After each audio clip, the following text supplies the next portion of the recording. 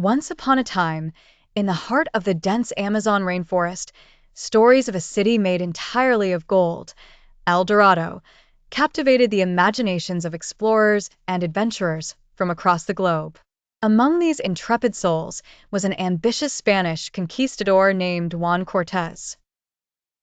Juan had spent years listening to tales of the majestic city, rumored to be hidden deep within the jungles, where only the bravest dared to venture. Driven by greed and the hope of immortalizing his name, Juan assembled a team of seasoned mercenaries to embark on the perilous quest. The journey began with high spirits. Cutting through thick foliage, crossing treacherous rivers, and navigating deadly terrains marked their path. But the deeper they ventured, the more they realized the jungle had a mind of its own, resisting their intrusion. Each day tested their endurance sharply with relentless heat and hostile wildlife. Juan's second-in-command, Luis Morales, was a seasoned explorer who believed in the magic of the land and its need to protect itself. If the city is real, Luis often mused, it wasn't meant for us to find. As the expedition pushed further, they encountered a tribe known as the Paititi, rumored to be descendants of the guardians of El Dorado. The chief of the tribe, a formidable and wise elder, warned Juan of the consequences of greed. The Golden City is a curse to those who seek it selfishly, he said, his weathered face betraying years of wisdom that could only be born from experience.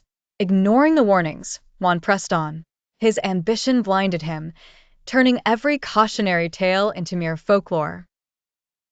However, with each passing day, more of the team succumbed to the jungle's wrath, illness, injury, and mysterious disappearances. But Juan was relentless.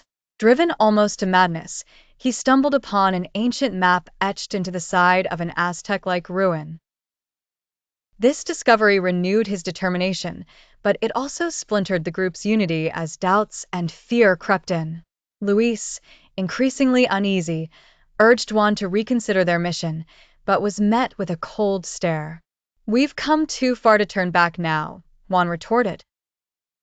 In a cruel twist of fate, Juan found himself isolated when a freak storm separated him from the remainder of his crew. Alone and vulnerable, the jungle's dangers overwhelmed him. However, as he treaded through the storm-beaten terrains, Juan faced the specter of his own greed. Days later, the storm subsided, but its aftermath left Juan at the mercy of the jungle. Starving, exhausted, and hallucinating, Juan collapsed at the foot of a grand waterfall. When he awoke, he was surrounded by the Paititi tribe, who took him in and nursed him back to health. Recognizing a change in his demeanor, Juan emerged from the forest a transformed man, the allure of El Dorado diminished by the purity of life's simple existence. Returning to Spain, he recounted tales not of gold, but of the mysteries and respect owed to the natural world. El Dorado's legend persisted, but Juan's experience redefined its meaning, leaving behind a legacy of humility and reverence, rather than one of conquest and avarice.